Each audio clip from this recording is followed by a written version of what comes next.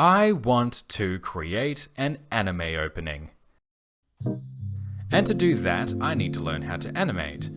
And to do that, I need to learn how to draw digitally. And to do that, I need to learn how to draw. So, for the last couple of months, I have been drawing, pencil to paper, in preparation for my transition into drawing digitally using a graphics tablet. Before jumping into the story of what happened, let's look back at the initial plan from the first video. So, theoretically speaking, by the time this video is released, the plan should be completed up to about here. This first section should have been completed, its size not representative of the amount of time it should take, and section 2, the research purchase of a graphics tablet, should have also been completed. And my goals that I set in the previous video were thus. I want to fill 5 A3 sized or equivalent pages with drawings every week for 5 weeks, where every page filled with drawings need to include at least 2 of the following: a drawing that emphasizes shadows and lighting, a drawing of someone posing in a non-basic standing way, a caricature of a picture. And I want to have hand-drawn caricatures of these stock images to be completed in the same time frame. And of course, the purchasing of a graphic tablet within 6 weeks. So, I can definitely say that, one of those goals was completed and way ahead of schedule.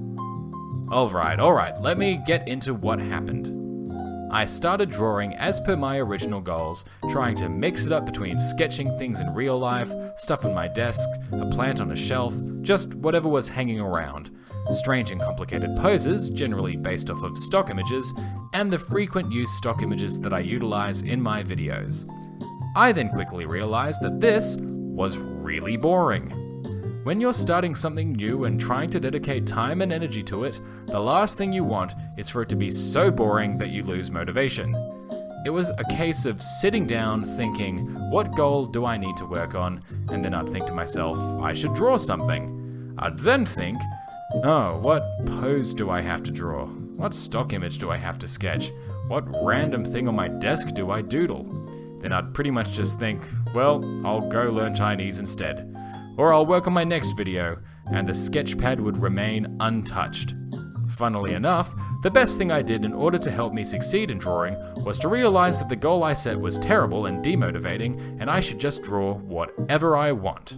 So I thought to myself, what's an image that I want to draw? I mean, I could start on character designs, and I did want to stylize the stock images in preparation for the digitally drawn versions, but my mind went somewhere completely different. I want to draw an electric yellow giraffe punching a dragon in the face. And this is the rabbit hole I dove into, and I am going to drag you down there with me. First, let me give some context. Like many of my generation, I grew up with Pokemon, and it was one fateful holiday that my parents gifted me with an Aussie edition Game Boy Color and my first ever video game, Pokemon Gold. I loved that game and played it an incredible amount. I also still have it, as well as the Game Boy Color, and they both still work. However, these old games have a tiny little battery in them, and if I'm not wildly incorrect, this was in order to keep game saves working. With Gold version and related versions, it was also to keep the in-game clock consistent. Yes, when you turn off your old Pokemon games, there's a tiny little battery that makes sure your save file remains. Unfortunately though, like all batteries, they eventually run out of charge. This happened with my precious Gold version.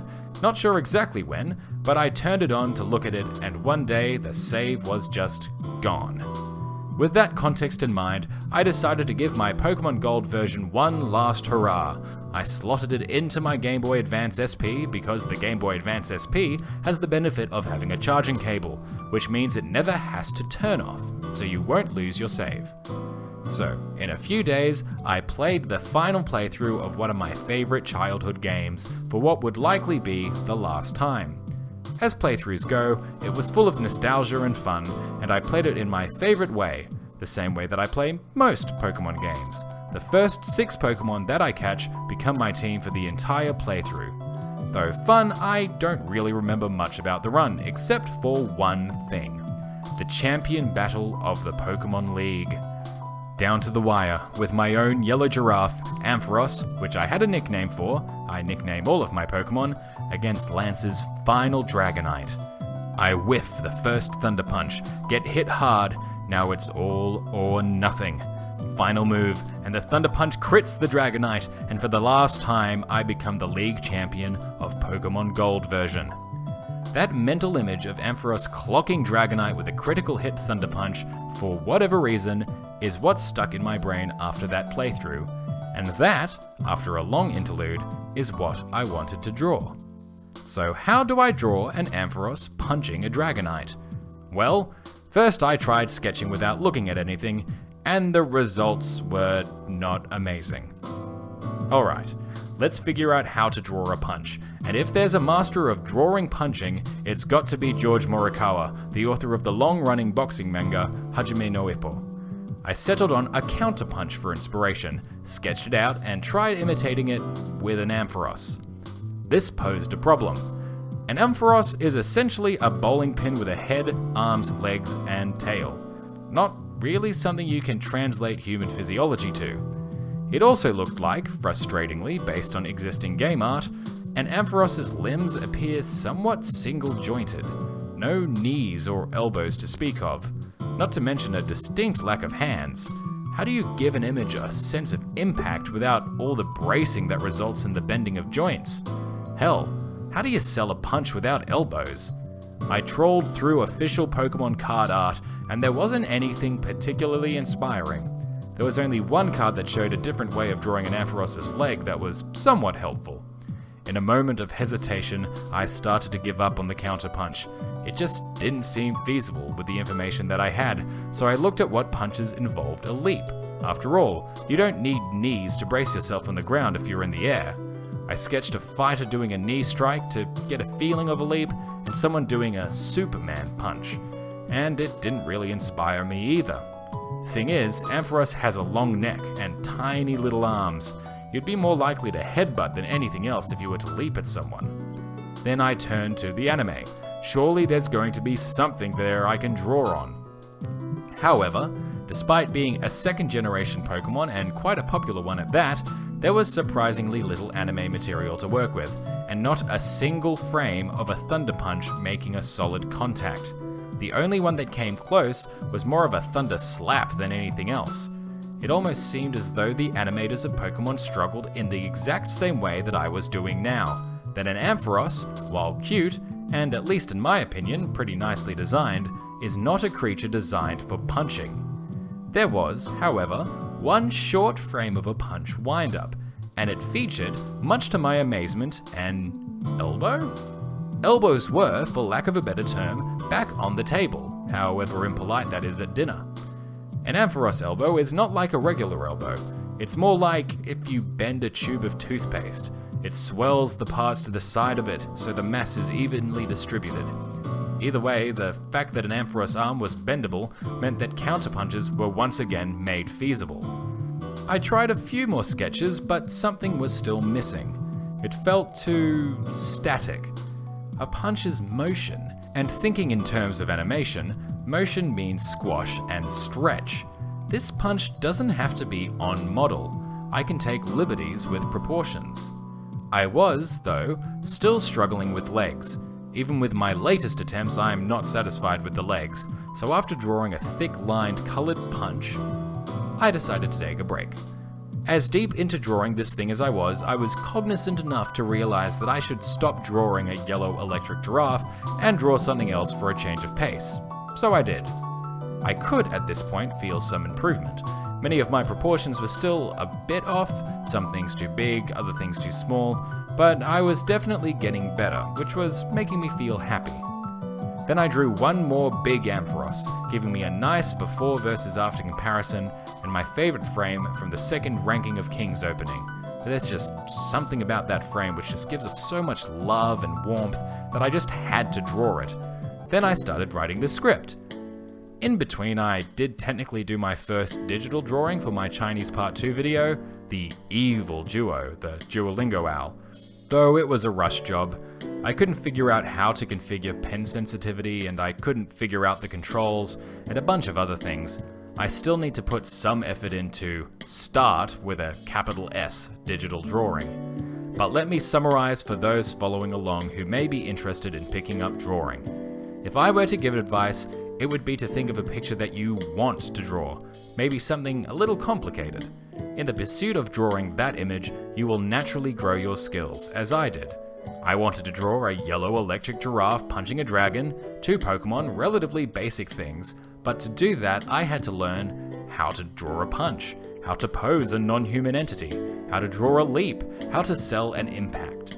There was probably some stuff that I intrinsically learnt that I don't even realize that I learnt. So, let's refer back to the goals and go through them again. 25 pages with 2 specific types of drawings per page? Failed. I did achieve 18 pages, but the criteria wasn't met, and it was done in more than 5 weeks. Stock image wise, I didn't really do too many caricatures, but I did try to draw several of the stock images. By pure coincidence, the ones that I did stylize were the placeholder images of myself, which was terrifying, and Honey, who, funnily enough, decided she didn't really want a body, so she will remain a jar with a face. I didn't do every single stock image though, so chalk that up as another failure. Why did these 2 goals fail though? Well, I think it was a case of the first goal dragging the second goal down with it. Unlike many of my other goals for other projects, the first 25 A3 pages goal with restrictions was, while technically an ends, it functioned in reality as a means. What do I mean by that? Well, let's take my streaming goal as an example. In 8 weeks' time, I want to stream something via OBS on either YouTube or Twitch for a minimum of half an hour. It is a clear end goal with a time frame.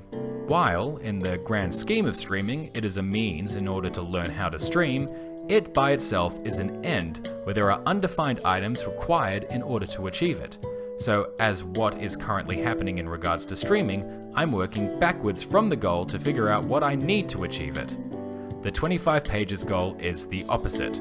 I don't want to draw caricatures, I don't want to draw weird poses, I don't want to draw still life. I may need to do these things to improve my skills, but it's a do this goal in order to achieve future goals goal. It was predictive that I'd even need to do these things to succeed. Even 25 pages was a bit too much of a needs goal in hindsight. Why 25? Because a 5 a week goal sounded like a nice round number, no other reason behind it. No, what the goal should have been, and what it more or less ended up being was, I want to draw Ampharos punching a Dragonite. Now that is an ends. It may take me 5 pages, it may take me 50 pages, but in reckless pursuit of the goal, I will get better. And as I stated before, it did really help. Switching over to that ends-focused goal resulted in me happily drawing other things to give myself a break, rather than the other way around of completely abandoning a goal in order to draw something that I want. In raw numbers, in pursuit of my original goals, in about 4 weeks I did around 8 pages of drawings. Once I put my mind into drawing the Ampharos drawing, I did 10 pages in 2 weeks, the pace of the original goal. So, where to next? Well, I do think it's definitely time to start drawing digitally for real, so I do need to start drawing regularly on my graphics tablet. Most importantly, in order to get used to the digital tools, if nothing else. To that end, before finishing the script, I drew up one more Ampharos using the tablet for good measure. And yes, I did get one. A, Huion? Whatever it's called, I'll be covering all of that stuff in the next Create an Anime Opening video. Unlike my original plans, I don't think I'm going to stop drawing with pencil and paper. It's still useful to practice things like posing and proportions, and sometimes you just want to doodle something, and rather than grabbing the tablet, starting the software, then drawing, it's simpler just to grab a pencil and a scrap of paper and just sketch it down.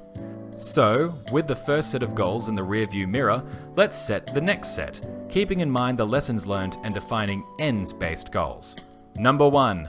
Let's get Ampharos punching Dragonite in the face. It needs to happen, it's destiny. Number 2. I want to start including more drawn stuff in videos. The Duolingo hour was a well, it was a start anyway. Let's try getting at least one digitally drawn image in all future videos. Number 3. I want to create some stuff for streaming. Yep, let's get those inter-project things going. Right now I only have 2 things in mind. They are the stream will be starting soon placeholder and a hold on, give me a second placeholder, used for pre-streaming and for when I need to either fix something, hide my screen for a moment, or go poop. I don't know, sometimes you just need a second. Number 4. Do some super rough sketches of character parts for the version 1 character sheets that will be used for the opening, the final goal of the project. I don't mean drawing full character sheets, posing and so on, but just getting a feel of what parts make each character unique, potential hairstyles, identifying features, that sort of thing. I'll aim to get this stuff done before the next video, which should be either late June or sometime in July. I'm not entirely sure just yet. Things are getting a bit busy on my end, and I know I won't be near my computer and graphics tablet for a few weekends, especially around Easter. Either way, I'll get these goals done because I want to get them done. Roll credits. What is something you think I should draw for these videos? What's something you think I'll need to draw for streams? Leave a comment down below and let me know. I've learned a valuable lesson here in regards to setting goals, and I hope anyone watching has as well, because remember, it's we attempt new things, not I attempt new things.